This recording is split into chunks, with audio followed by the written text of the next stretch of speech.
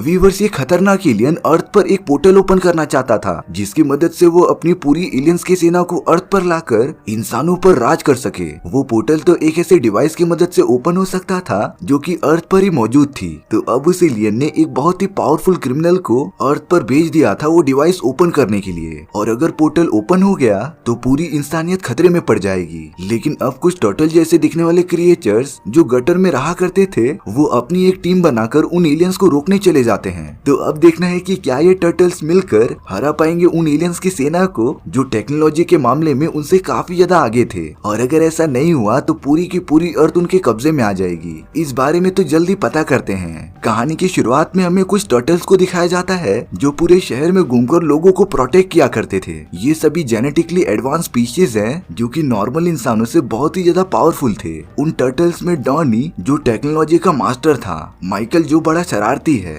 रफाई बहुत ही ज्यादा पावरफुल और लियो उन सभी का लीडर होता है। ये चारों टर्टल्स रात को इसी तरीके से निकलकर शहर में घूमते रहते थे। उन्हें बास्केटबॉल का गेम काफी ज्यादा पसंद है, इसीलिए वो अपनी अपनी टीम को सपोर्ट करने के लिए एक बास्केटबॉल टूर्नामेंट में पहुंच जाते हैं और चोरी छुपे उस मैच को देख रहे होते हैं। और अब उसी मैच में हमें व्रैन नाम का एक आदमी दिखाया जाता है जो सभी लोगों में काफी ज्यादा फेमस था। दरअसल उन चार टर्टल्स ने इससे पहले पूरी दुनिया को बचाया था, लेकिन वो दुनिया वालों के सामने तो नहीं आ सकते थे ना, इसीलिए वो पूरा क्रेडिट व्रैन को मिल जाता है। और अब तो वो किसी सेलिब्रिटी से कम नहीं था। यहाँ दूसरी तरफ अप्रैल नाम की एक एजेंट को दिखाया जाता है जो एक रेस्टोरेंट में इन्वेस्टिगेशन करने आई थी। दरअसल अप्रैल बैक्स्टर नाम के एक साइंटिस्ट पर नजर रख रही थी, क्योंकि उसे इन्फॉर्मेशन मिली थी कि बैक्स्टर किसी इलीगल ग्रुप के लिए काम कर रहा है। बैक्स्टर तो अपनी कंट्री का सबसे बेस्ट साइंटिस्ट था और उसने तो 15 साल की उम्र में ही MIT क्लियर कर लिया था। इसीलिए अब अप्रैल डॉनी को कॉल लगाती है क्योंकि उसे बैक्स्टर के मोबाइल के सारे ईमेल्स जानने थे। तभी डॉनी अप्रैल को बताता है कि उसने जो घड़ी पहनी है वो कोई नॉर्मल घड़ी नहीं है। अगर अप्रैल बैक्स्टर के थोड़े और करीब जाएगी तो वो घड़ी उसके सिस्टम को हैक करके सारी फाइल्स कॉपी कर लेगी। इसीलिए अब अप्रैल बैक्स्टर के पास जाकर उससे कुछ बातें करने लगती है।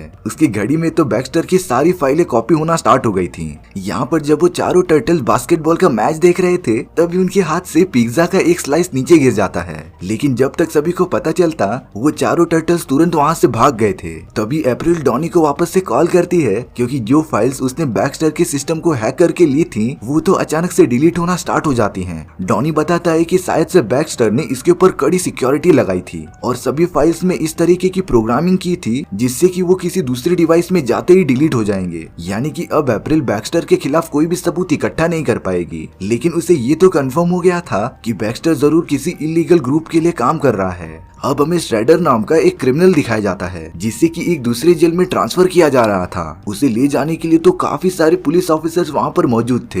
इससे आप अंदाजा लगा सकते हो कि श्रेडर कितना बड़ा क्रिमिनल था। उसे जब पुलिस वैन में लेकर जाया जाता है तब श्रेडर वहाँ पर दो और क्रिमिनल से मिलता है और वो दोनों तो सच में श्रेडर के काफी बड़े फैन होते हैं। पर जैसे ही वो सब बीच रास्ते में पहुंच जाते हैं तभी पुलिस की उन सभी गाड़ियों के ऊपर बैक्स्टर के लोगों ने हमला कर दिया था, क्योंकि बैक्स्टर उसी गैंग के साथ मिल गया था जिसके लिए श्रेडर काम किया करता था। और अब उन लोगों ने तो सभी पुलिस वालों की गाड़ियों को डिस्ट्रॉय करना स्टार्ट कर दिया था। बैक्स्टर तो कैसे भी करके श्रेडर को वहाँ से निकालना चाहता था, पर उसी वक्त वहाँ पर टर्टल्स आ जाते हैं जिन्होंने एक गार्बेज कलेक्शन की गाड़ी को बहुत ही एडवांस टेक्नोलॉजी का यूज करके एक रोबोटिक गाड़ी में कन्वर्ट कर दिया था। और अब वो सब अपने अलग अलग गैजेट का यूज करके बैक्स्टर के लोगों को रोकते रहते हैं। पुलिस वालों को तो टर्टल्स के बारे में बिल्कुल पता ही नहीं था और उन्हें तो समझ ही नहीं आ रहा था कि आखिर ये सब कौन है जो उनकी मदद कर रहे हैं।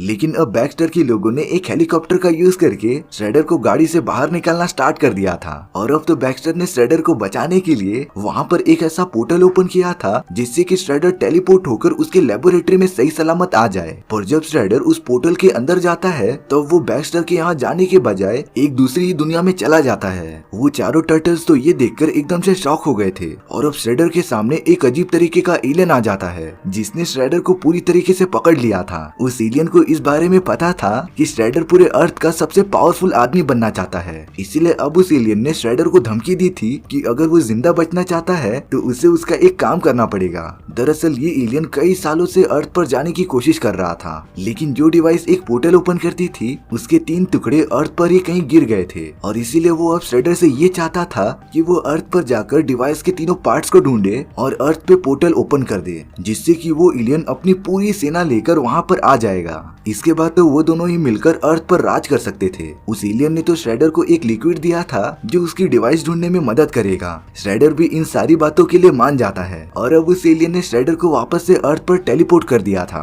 यहाँ पर चारों टर्टल श्रेडर की इस तरीके से गायब होने की वजह ढूंढ रहे थे, क्योंकि उन लोगों ने भी इस तरीके का टेलीपोर्टेशन पोर्टल देखा ही नहीं था। तब अप्रैल उन्हें बताती है कि शायद से इस पोर्टल को बैक्स्टर ने ही बनाया होगा, क्योंकि वो इस प्रोजेक्ट पर सालों से काम भी कर रहा था। यानी कि अब उन सभी को ये पता चल जाता है कि बैक्स्टर ने ही श्रेडर की मदद की थी वहाँ से भागने में। अब तो पूरे शहर में श्रेडर की गायब होने की खबर फैल गई थी। एक पुलिस ऑफिसर जिसका नाम केसी होता है, वो कल रात उसी जगह पर मौजूद था जब श्रेडर वहाँ से टेलीपोर्ट हुआ था। केसी ने तो उन टर्टल्स को भी देख लिया था जो वहाँ पर श्रेडर को पकड़ने आए थे, पर अफसोस केसी की बात कोई मानता ही नहीं, इसीलिए केसी को इस पूरे केस से निकाल दिया जाता है। और अब तो श्रेडर को पकड़ने का काम कोई और पुलिस ऑफिसर कर रही थी। लेकिन केसी शांत कैसे बैठता? वो अब उन दो क्रिमिनल्स का पता लगाने की कोशिश करता है जो श्रेडर के साथ उसी वैन में मौजूद थे। वहीं दूसरी तरफ उन दोनों क्रिमिनल्स को एक शॉप में दिखाया जाता है और वो दोनों तो आजाद होने के बाद काफी मजे कर रहे थे। लेकिन तभी वहाँ श्रेडर आ जाता है और अब उसने तो उन दोनों क्रिमिनल्स को अपने साथ मिला लिया था,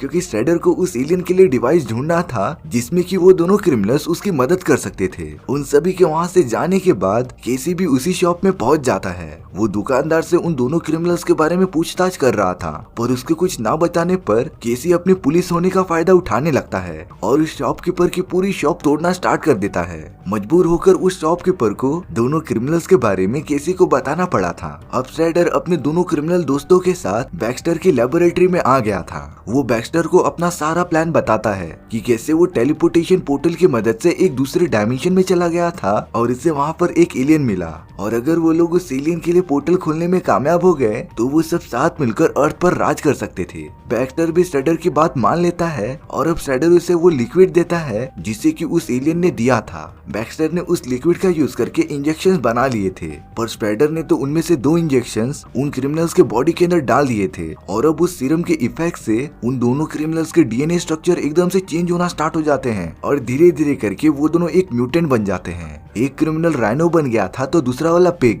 दरअसल उस सीरम के अंदर ऐसी पावर्स थी कि वो किसी को भी उनके पूर्वजों में कन्वर्ट कर सकता था। लेकिन अब ये सारी चीजें अप्रैल छुप कर देख रही थी, क्योंकि उसे लगातार बैक्स्टर पर नजर जो रखना था। उन दोनों क्रिमिनल्स के खूंखार म्यूटेंट बनने के बाद अप्रैल तुरंत बाहर निकल के उस सीरम के सैंपल और इंजेक्शंस को ले लेती है। लेकिन ये करते हुए बैक्स्टर के लोगों ने अप्रैल को देख लिया था, जो लगातार उसे मारने के लिए पीछा करते रहते हैं। पर अप्रैल ने तो मिलिट्री में काफी ज्यादा ट्रेनिंग की थी और उसकी भागने की स्पीड काफी ज्यादा थी, जिससे वो उन लोगों से बचते हुए बाहर निकल जाती है। पर अब बैक्स्टर के लोगों ने अप्रैल को पूरी तरीके से घेर लिया था और अप्रैल तो इतने सारे लोगों से अकेले तो लड़ ही नहीं सकती थी। वो सारे लोग अप्रैल पर हमला करते इससे पहले वहाँ पर केसी आ जाता है, जो उन सभी लोगों से फाइट करना स्टार्ट कर देता है और उसने तो अप्रैल को बचाने के लिए उन सारे लोगों से फाइट करना स्टार्ट कर दिया था। केसी के पास तो काफी अच्छी फाइटिंग टेक्निक्स थी, जिसका यूज करके उसने बैक्स्टर के आधे लोगों को खत्म कर दिया था। लेकिन अब अप्रैल के हाथ से वो सीरम नीचे गिर जाता है, जिसे पुलिस वाले अपने साथ लेकर चले भी गए थे।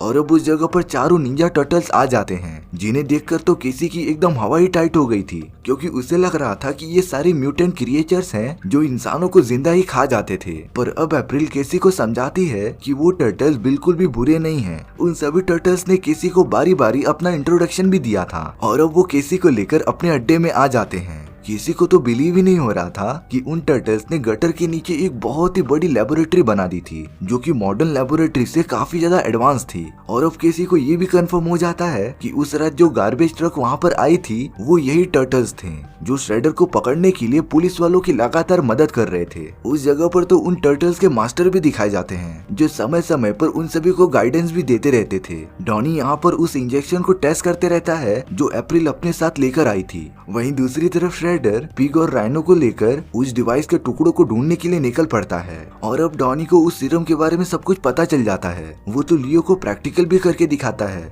जब डॉनी ने वो सीरम अपने हाथों पर डाला था तब उसका हाथ इंसानी हाथ में कन्वर्ट होने लगा था, और अब वो सब इस सीरम का यूज करते हुए म्यूटेंट से वापस इंसानों में कन्वर्ट हो सकते थे। लेकिन लियो तो ये बिल्कुल ही करना नहीं चाहता था, क्योंकि वापस इंसान बनने पर उन सभी की पावर्स चली जाएंगी। और अब तो ये सारी पावर्स उन सभी टर्टल्स की पहचान बन गई थी। तो वो अपनी पहचान आखिरकार कैसे खो सकते थे। इसीलिए अब लियो डॉनी को इस सीरम के बारे में किसी को बताने के लिए नहीं कहता है, क्योंकि अगर ये बात रफाई और माइकल को पता चल गई तो वो जरूर अपने इंसानी रूप में कन्वर्ट होना चाहेंगे। पर बैड लक, माइकल छुपकर वहीं खड़ा था और उसने सारी बातें सुन ली थी।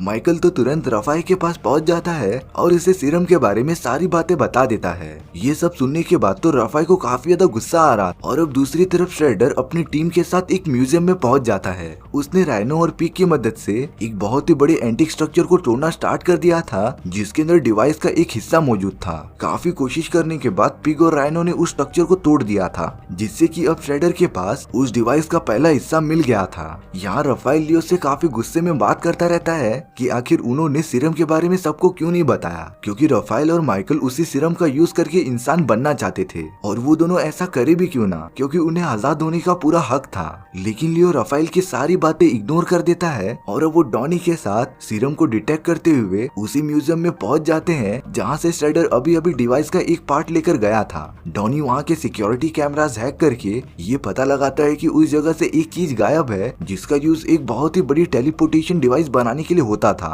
और अब उन्हें श्रेडर के भी बारे में पता चल जाता है, जो पिग और राइनो के साथ उस हिस्से को लेकर चले गए थे। इसीलिए अब उन्हें जल्द से जल्द ये पता करना पड़ेगा कि आखिर श्रेडर उस डिवाइस से करने क्या वाला है। अब रफाइल और माइकल कैसे भी करके उस सीरम को हासिल करना चाहते थे, जिसे छुपाकर पुलिस कस्टडी में रखा गया था। उन दोनों ने तो अप्रैल और केसी से झूठ कहा था कि वो इस सीरम का यूज करके ये पता लगा सकते हैं कि श्रेडर आखिरकार कहां पर है। इसीलिए अप्रैल और केसी उनकी मदद करने के लिए मान गए थे और अब अप्रैल ने व्रैन को बुला लिया था, जो अपनी पॉपुलैरिटी का यूज करके उन पुलिस ऑफिसर्स का ध्यान भटकाएगा। और व्रैन जब ऐसा करने लगता है तब केसी और अप्रैल चुपके से पुलिस स्टेशन में घुस गए थे। लेकिन उन्हें क्या पता था कि उस सीरम को हासिल करने के लिए बैक्स्टर ने भी अपने लोगों को वहाँ पर भेज दिया था। जब लियो और डैनी को इस बात का पता चलता है कि माइकल और रफाइल झूठ बोलकर उस सीरम को हासिल करने चले गए हैं, तब वो दोनों भी बिना टाइम वेस्ट किए पुलिस स्टेशन की तरफ बढ़ने लगते हैं। और अब वो सब बैक्स्टर के लोगों से लड़ाई भी कर रहे थे, जिनकी नजर उस सीरम को चुराने पर थी। और अब वो चारों टर्टल्स इकट्ठा हो गए थे, जिसकी वजह से उन्होंने श्रेडर के सारे लोगों को हरा दिया था। लेकिन अब पुलिस स्टेशन के सारे पुलिस ऑफिसर्स ने उन्हें घेर लिया था। वो तो उन टर्टल्स को एक क्रिएचर समझ रहे थे, जो कभी भी उन पर हमला कर सकता था। केसी और अप्रैल पुलिस ऑफिसर्स को रोकते हैं और बताते हैं कि ये टर्टल्स उनके लिए खतरा बिल्कुल नहीं है। लेकिन वो पुलिस ऑफिसर्स तो सिर्फ अपना काम कर रहे थे, इसीलिए कोई और रास्ता न मिलने की वजह से वो टर्टल्स और सारे लोग मौका देखकर वहाँ से भाग जाते हैं। और सारे पुलिस ऑफिसर्स तो उन्हें चाहकर भी नहीं पकड़ पा रहे थे। वो सारे टर्टल जब अपने अड्डे पर आ जाते हैं तो एक दूसरे से काफी लड़ रहे होते हैं, क्योंकि रफाइल ने अप्रैल से झूठ बोलकर ये सारा काम किया था। लेकिन ये सारी चीजें करने से पहले उनके पास एक बहुत ही ज्यादा इम्पोर्टेंट काम था। डॉनी ने ये फिगर आउट तो कर लिया था कि श्रेडर जो टेलीपोर्टेशन मशीन बना रहा था, उसके कुछ पार्ट्स अभी भी बाकी हैं, जो अर्थ के किसी अलग ही लोकेशन पर मौजूद हैं। और अब डॉनी उस लोकेशन के बारे में पता लगाने लगता है। वहीं दूसरी तरफ पिग और राइनो ने एक आइलैंड पर डिवाइस का आखिरी हिस्सा ढूंढ लिया था। वो दोनों तो इस बात से काफी ज्यादा खुश हो रहे थे, लेकिन ज्यादा देर तक नहीं। उन टर्टल्स ने तो लोकेशन का पता लगा लिया था जहाँ पर पिग और राइनो मौजूद थे। वो चारों तो एक प्लेन लेकर उस जगह से कूदने लगते हैं, लेकिन रफाइल को तो ऊंचाई से काफी डर लगता था, पर अब उसने भी हिम्मत करके वहाँ से जंप लगा ली थी। वो चारों उड़ते हुए उसी प्लेन के ऊपर आ जाते हैं, जिसके अंदर राइनो और पिग उस डिवाइस को लेकर जा रहे थे। उन सभी के बीच तो डिवाइस के उस हिस्से को हासिल करने के लिए एक भयानक लड़ाई स्टार्ट हो जाती है। उस लड़ाई में पूरा प्लेन डैमेज हो चुका था, जो सीधा एक नदी में जाकर गिर जाता है। और अब वो सब तेजी से पानी के रास्ते आगे बढ़ने लगे थे। वो चारों टर्टल्स डिवाइस का वो आखिरी हिस्सा ढूंढने की कोशिश कर रहे थे, लेकिन पिग और राइनो ने वो हिस्सा पहले ही ले लिया था। और अब वो निंजा टर्टल्स एक बहुत बड़े झरने के ऊपर से गिर गए थे, पर लकीली वो सब मरते मरते बच जाते हैं। वहीं दूसरी तरफ अप्रैल और केसी को गिरफ्तार कर लिया गया था, लेकिन अब अप्रैल वैन को कॉल करती है, जो उसे बैक्स्टर की लेबोरेटरी की कैमरा रिकॉर्डिंग लेके आने के लिए कहती है, ताकि वो पुलिस ऑफिसर्स के सामने सच क्या है ये पेश कर सके। तो अब वैन निकल पड़ा था बैक्स्टर के ऑफिस की तरफ। वो तो वापस से अपनी पॉपुलैरिटी का यूज करता है और लेबोरेटरी के अंदर घुस जाता है। और अब वैन ने बैक्स्टर की लेबोरेटरी की सारी कैमरा रिकॉर्डिंग कॉपी कर ली थी, जो वो सीधा जाकर ऑफिसर को दिखाता है, जिसमें कि साफ साफ दिख रहा था कि बैक्स्टर ने एक सीरम का यूज करके कुछ म्यूटेंट्स को जनरेट कर दिया था और अब तो ये भी कंफर्म हो गया था कि बैक्स्टर श्रेडर से मिला हुआ था। यहाँ श्रेडर और उसकी पूरी टीम के पास टेलीपोर्टेशन डिवाइस के सारे टुकड़े इकट्ठा हो गए थे। तब वो उन्हें असेंबल करके टेलीपोर्टेशन डिवाइस को ऑन कर देते हैं, जिसके चालू होते ही उस डिवाइस ने आसमान की तरफ पॉइंट करके एक बहुत ही बड़ा होल क्रिएट कर दिया था और अब वहाँ की सारी बिल्डिंग्स हिलने लगती हैं। सभी लोगों को उस होल में से काफी अजीब तरीके की आवाजें आ रही थी और तभी आसमान में हुए उस होल में से काफी सारे रोबोटिक मशीन्स बाहर निकलना स्टार्ट हो गई थी।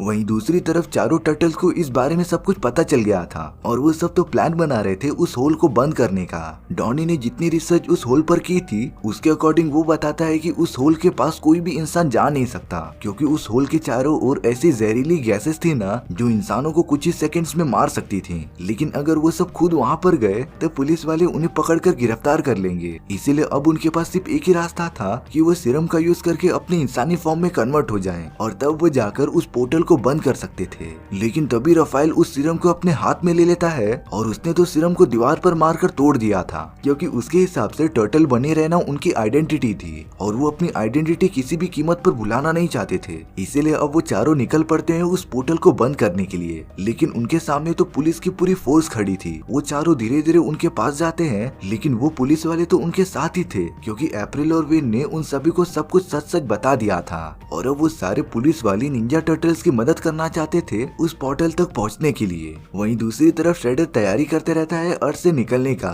क्योंकि पूरा अर्थ डिस्ट्रॉय होने वाला था। लेकिन जब बैक्स्टर श्रेडर से उसे भी अपने साथ लेके जाने के लिए कहता है तब श्रेडर तुरंत अपने बात से पलट जाता है, क्योंकि उसका काम तो हो गया था और अब उसने बैक्स्टर को अपने आदमियों से बोलकर वहीं पर रख दिया था। दूसरे डायमेंशन में टेलीपोर्ट होने के बाद श्रेडर उस खतरनाक एलियन के सामने आ जाता है। श्रेडर तो उस एलियन को उसकी डील पूरी करने के लिए कह रहा था, लेकिन अब ये रिवील होता है कि उस एलियन ने श्रेडर का सिर्फ यूज किया था ताकि उसके पास वो मशीन आ जाए जिससे वो पोर्टल ओपन करके अपनी पूरी सेना वहाँ पर भेज सकता था। अब उस एलियन ने तो श्रेडर पर हमला करना स्टार्ट भी कर दिया था, पर श्रेडर इस चीज में क्या ही कर पाता। उसने जैसा बैक्स्टर के साथ किया वैसा ही उस एलियन ने उसके साथ भी किया था और अब उस एलियन ने श्रेडर की बॉडी को पूरा जमा कर अपनी एक खुफिया जगह पर कैद कर दिया। अब वो चारों टर्टल्स कैसे भी करके उस पोर्टल तक पहुंचने की कोशिश कर रहे थे। वहीं दूसरी तरफ केसी, अप्रैल और वैन उस जगह पर पहुंच जाते हैं जहां पर वो पोर्टल ओपन करने का डिवाइस रखा था और अब उन्हें कैसे भी करके उस डिवाइस को डिस्ट्रॉय करना पड़ेगा, नहीं तो उस एलियन की पूरी सेना अर्थ पर आ जाएगी।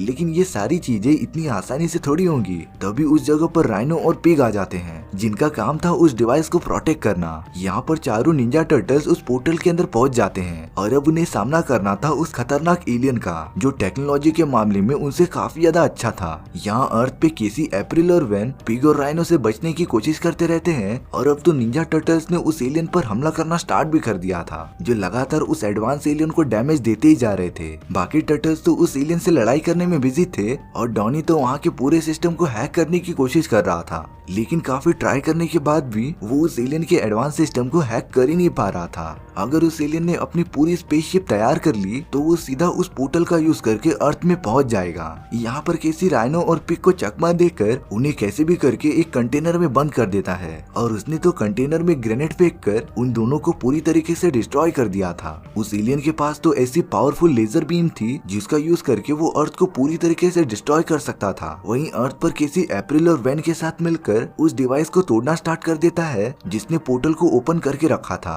यहाँ डैनी के काफी कोशिश करने के बाद वो आखिर में उस एलियन के सिस्टम को हैक करने में कामयाब हो जाता है और अब वो चारों निंजा टर्टल्स एक साथ मिलकर उस एलियन पर लगातार हमला करते ही जाते हैं। उन चारों ने इंडिविजुअली भले ही ट्रेनिंग कैसे भी की हो, पर जब वो साथ में मिल जाते थे तब उनके सामने बड़े से बड़ा दुश्मन भी फीका पड़ जाता था। वो अपनी सीखी गई सारी टेक्निक्स को उस एलियन को मारने में लगा देते हैं और अब उन्होंने तो उस एलियन के बॉडी में इलेक्ट्रिक रॉड घुसा दिया था जिससे कि उस एलियन की पूरी बॉडी डिस्ट्रॉय हो जाती है। लेकिन अब उन्हें कैसे भी करके उस बड़ी सी स्पेसशिप को बनने से रोकना था, तो डैनी एक ड्रोन की मदद से उस पूरे सिस्टम को कंट्रोल करता रहता है और उसने तो सारे एक्शन को एकदम रिवर्स कर दिया था जिससे कि वो सारी रोबोटिक मशीनें वापस से उस पोर्टल में जाने लगी थी और अब धीरे धीरे अर्थ का आसमान खाली होना स्टार्ट हो जाता है। उस पोर्टल के बंद होने के बाद वो चारों टर्टल्स अर्थ पर आ गए थे, यानी कि इन निंजा टर्टल्स ने हमेशा की तरह इस बार भी पूरी दुनिया को खत्म होने से बचा लिया था। वो पुलिस ऑफिसर जो स्टार्टिंग में इनके दुश्मन बन गए थे, वो अब निंजा टर्टल्स को अवार्ड देकर सम्मानित भी करते हैं, क्योंकि उन लोगों ने काफी बड़ा काम किया था। पुलिस वालों ने निंजा टर्टल्स को ये परमिशन दे दी थी कि वो पूरे शहर में खुलकर कहीं भी घूम सकते हैं,